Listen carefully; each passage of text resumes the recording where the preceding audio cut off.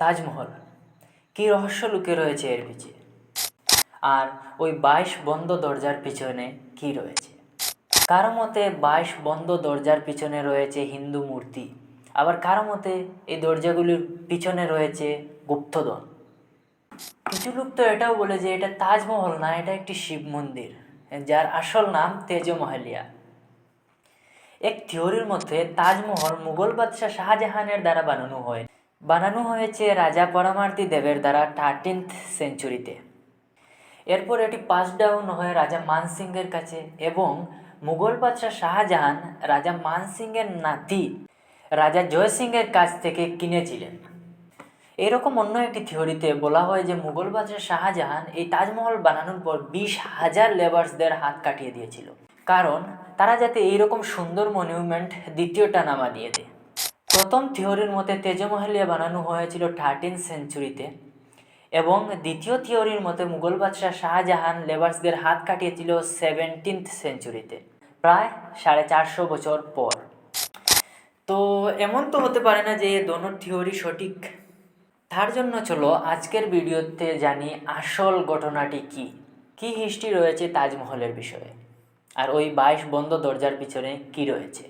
दुनिया का 7वां अजूबा प्यार की निशानी। कहा जाता है कि इतिहास तथ्यों पर आधारित होता है, ना कि भावनाओं पर। कैसा इतिहास, कहाँ का इतिहास, कौन सा इतिहास? याचिकाकर्ता की मांग है कि ताजमहल में मौजूद 20 बंद कमरों को खोला जाए। And the judges have slammed the Taj Mahal petitioner. তো প্রথমে তাজমহলের আসল স্টোরিটি কি সেটা জানি। শাহজাহান আর মমতাজ কী ছিল তাদের আসল নাম? শাহজাহানের জন্ম হয়েছিল 5th জানুয়ারি 1592-তে। ওনার আসল নাম ছিল খুররাম। শাহজাহান এই রয়্যাল নামটি ওনাকে পরে দেওয়া হয়, এর মানে কিং অফ দ্য ওয়ার্ল্ড। শাহজাহানের পিতার নাম জাহাঙ্গীর আর মাতার নাম জগৎ গোসাই। অন্যদিকে মমতাজ মহলের জন্ম হয় 27 এপ্রিল 1593-তে। মমতাজ মহল এই নামটি ওনাকে ওনার বিয়ের পর দেওয়া হয়। ওনার আসল নাম ছিল অর্জুমান্দ বানু বেগম। তো খুররাম আর মমতাজ মহলের এঙ্গেজড হয় 1607-এ আর ফাইনালি বিয়ে হয় 1612-এ।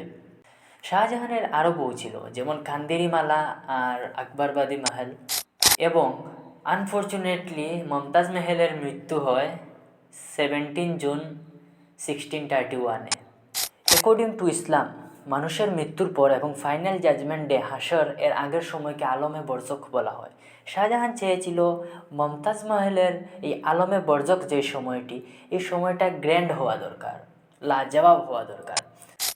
যখন উনি তাজমহল বানানোর সিদ্ধান্ত নেন তখন এর আর্কিটেকচার উস্তাদ আহমদ লাহোরি এবং মার্বেল পাথরের উপর যে ক্যালিগ্রাফিটি করা হয়েছে তা করা হয়েছে আব্দুল হক হিরাজিয়ের দ্বারা, এবং হাজার হাজার হাতির ইউজ করা হয়েছিল মার্বেল পাথর ট্রান্সপোর্ট করার জন্য। হোয়াইট মার্বেল রাজস্থান থেকে আনা হয়েছিল, জেসপার পাঞ্জাব থেকে, জেডেন ক্রিস্টাল চায়না থেকে, টার্কোসিস টিবেট থেকে, শেফার শ্রীলঙ্কা থেকে এবং কার্নেলিয়ান আরব থেকে। টোটাল 22 বছর সময় লেগেছিল তাজমহল পুরোপুরি কমপ্লিট হতে। এই হিস্ট্রির কন্ট্রোভার্সি তো অনেক লম্বা। আমাদের স্টোরিটি শুরু করি রিসেন্ট কন্ট্রোভার্সি থেকে। এই কন্ট্রোভার্সিটি শুরু হয় তখন থেকে যখন একজন পলিটিশিয়ান রাজনীশ সিং আলাহাবাদ হাইকোর্টে একটি পিটিশন ফাইল করেন যেন তাজমহলের ওই 22 বন্ধ দরজা খোলা হয়ে যায়।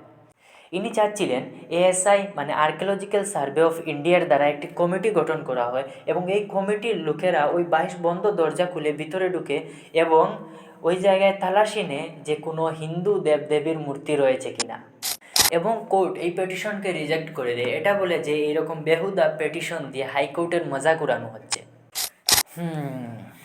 আমি বলে দেই যে এএসআই আগের থেকেই বলে দিয়েছিল যে এই 22 বন্ধ গড় আসলে কোনো গড় নয়, এটা একটি লম্বা করিডোর যার মধ্যে দরজা লাগানো রয়েছে। আর এই দরজাগুলি এমন নয় যে এই দরজাগুলি কোনোদিনও খোলা হয়নি। এএসআই এর স্টাফ সপ্তাহবারে গিয়ে ওই দরজাগুলি খুলে এবং ভিতরে জিনিস পরিষ্কার করে। এই পিটিশন রিজেক্ট হওয়ার পর এবং এএসআই এত কিছু বলার পরও এই ডিবেট শেষ হয়নি। সোশ্যাল মিডিয়া এবং নিউজ চ্যানেলে এইসব চলতেই থাকে। কিছুদিন পর এই ডিবেট সম্পূর্ণরূপে বন্ধ হওয়ার জন্য এএসআই এই রুমগুলির পিকচার ইন্টারনেটে রিলিজ করে, কিন্তু এতেও কোনো কাজ হয়নি। কিছুদিন আগে একটি মুভি এসেছিল পরেশ রাওয়ালের, যে এই তাজমহল আসলে কোনো তাজমহল বা মকবরা নয়, এটি আসলে শিব মন্দির তেজমহলিয়া। मिलॉर्ड, ताजमहल मेरे लिए किसी भी मंदिर से कम ना है। इन्होंने तो ऑलरेडी ताजमहल को मंदिर घोषित कर दिया। कहीं शाहजहां कंफ्यूज तो नहीं थे कि मैं मकबरा बनाऊं कि मंदिर बनाऊं? शाहजहां मंदिर क्यों बनवाएंगे? हाँ, उनका काम तो तुड़वाने का था। এইসব কোনো নতুন বিষয় নয়, এরকম বিষয় আরও সামনে এসেছে, যেমন বাবরি মসজিদ, জ্ঞানবাপী মসজিদ। এইসব বিষয় নিয়ে আমি অন্য ভিডিওতে কথা বলবো, জ্ঞানবাপী মসজিদ আর বাবরি মসজিদের বিষয়ে। আজকে শুধু তাজমহলের কথা বলি। চলো এখন দেখে আসি তাজমহল আর তেজমহলের রহস্যটি কী। তেজমহলিয়া একটি শিব মন্দির, এর তো কোনো এভিডেন্স নেই, তবে কোথার থেকে এলো এই স্টোরি? এই প্রশ্নের উত্তর হবে একজন মানুষের নাম, পুরুষোত্তম নাগেশ ওয়েক, মানে যাকে সংক্ষেপে PNOK বলা হয়। উনি কোনো হিস্ট্রিয়ান ছিলেন না। উনার হিস্ট্রি পড়তে ভালো লাগতো, হিস্ট্রি জানতে ভালো লাগতো এবং হিস্ট্রি লিখতে ভালো লাগতো, কিন্তু উনি কোনো হিস্ট্রিয়ান ছিলেন না।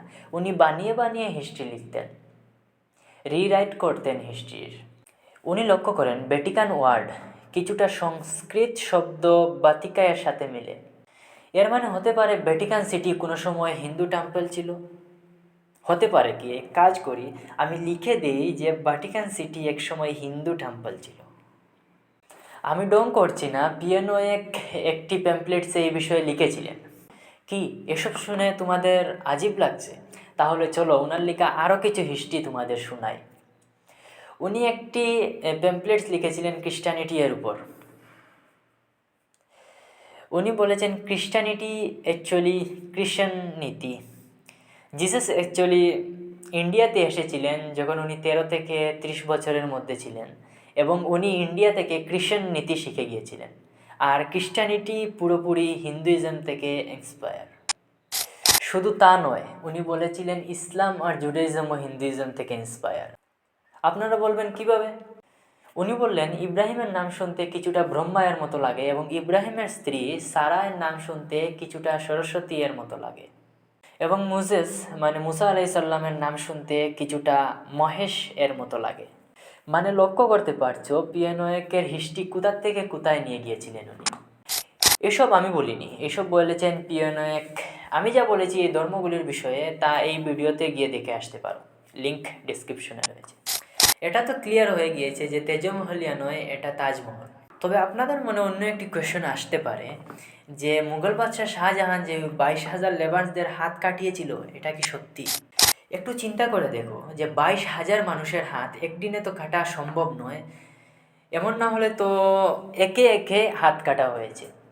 যেমন আজ শুধু তোমাদের হাত কাটবো এবং ওই যে ব্যক্তি বসে রয়েছে তাদের হাত সানডেতে কাটবো, আর তোমরা আজ চলে যাও, তোমাদের হাত অন্যদিন কাটবো।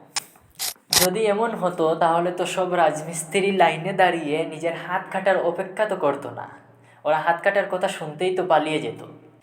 আচ্ছা, মেনে নিলাম কোনো না কোনো রকম এইসব সম্ভব হয়ে গিয়েছিল, কিন্তু যদি এইসব সত্যি হয়ে থাকতো তাহলে ইন্টারনেটে তো কোনো না কোনো জায়গায় এর এভিডেন্স পেতাম। আমি অনেক রিসার্চের পরও ইন্টারনেটে কোনো জায়গায় এর খাস সাবুত পাইনি। হিস্ট্রির দিকে লক্ষ্য করলে এর জিরো এভিডেন্স রয়েছে।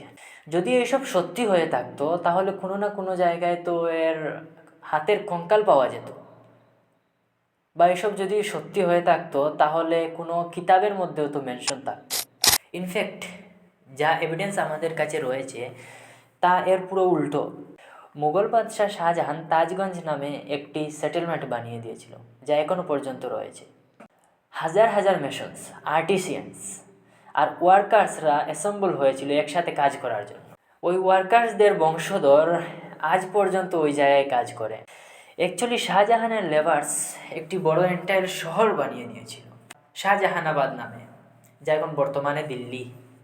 একটু লজিক্যালি চিন্তা করে দেখো, তাজমহল, রেড ফোর্ট, জামা মসজিদ এট দ্য সেম টাইম বানানো হয়েছিল। যদি ওদের হাত কাটা হয়ে যেত তাহলে এত সুন্দর সুন্দর মনুমেন্ট ওরা আবার কিভাবে বানাতে পারতো? শাহজাহানের পিরিয়ডকে অ্যাকচুয়ালি মুঘল এম্পায়ারের গোল্ডেন এরা বলা হয়। আর এইসব সম্ভব হয়েছিল কারণ শাহজাহান নিজের লেভার্সদের আদর করেছিলেন। আজকের ডেটে তাজমহল একটি সিম্বল অফ লাভ। শাকিলের মতো পোয়েটস এই বিষয়ে বলেন, এক शहंशाह ने बनवा के हंसी ताजमहल सारी दुनिया को मोहब्बत की निशानी दी है।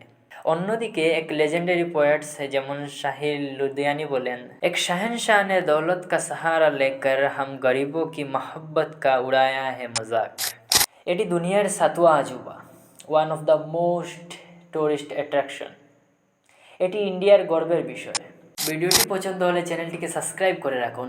আর যদি কেউ এমন বলে যে তাজমহল অ্যাকচুয়ালি তেজমহল, তার সাথে এই ভিডিওটি শেয়ার করে দিও। ধন্যবাদ।